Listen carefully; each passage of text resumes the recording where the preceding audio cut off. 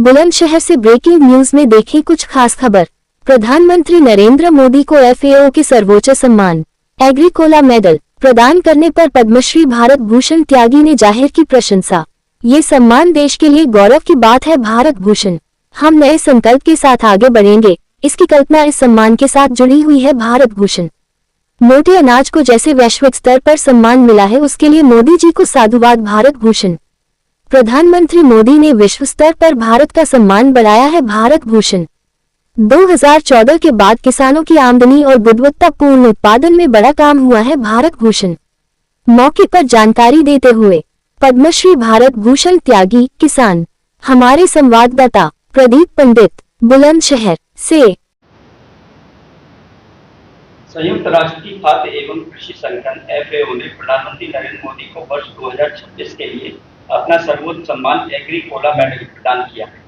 क्या कहेंगे? देखिए, यशस्वी प्रधानमंत्री जी को जो संयुक्त राष्ट्र के संगठन द्वारा जो ये अवार्ड दिया गया है, जिसका नाम एग्रीकोला मेडल है, ये हम सभी के लिए बहुत गौरव की बात है।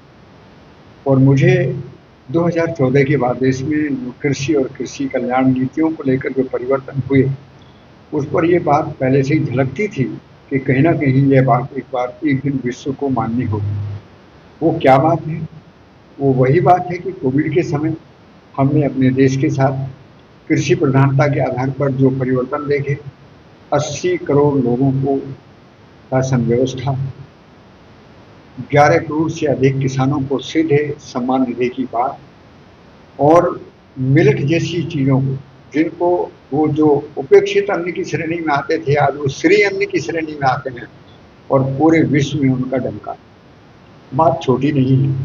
दुनिया को पोषण युक्त भोजन के लिए आगाज देना, अपने किसानों के हितों को ख्याल रखना, अंतर्राष्ट्रीय मुद्दों को ख्याल रखना, और प्रकृति के साथ जुड़ी हुई, चाहे वो स्वास्थ्य के मुद्दे हैं, पर्यावरण के मुद्दे हैं, मिट्टी पानी के मुद्दे हैं, उनको सुरक्षित रखना, और देश में लघु और सीमांत किसानों का भी ख्याल रखना, बजट में गुणात्मक वृद्धि करना, एक ऐसे कार्यक्रम हैं जिनमें पूरे देश दुनिया को ध्यान में रखते हुए भारत सरकार के द्वारा जो कृषि नीति, उसके अनुसंधान, उसके शोध और उसके विस्तार को लेकर जो प्रयास हुआ, ये सम्मान उन्हीं सभी पुरुषार्थ के लिए मिला है। हम भारत में इस पुरुषार्थ को हृदय से स्वीकारते हैं और यशस्वी प्रधानमंत्री जी के लिए बहुत बहुत बधाई है।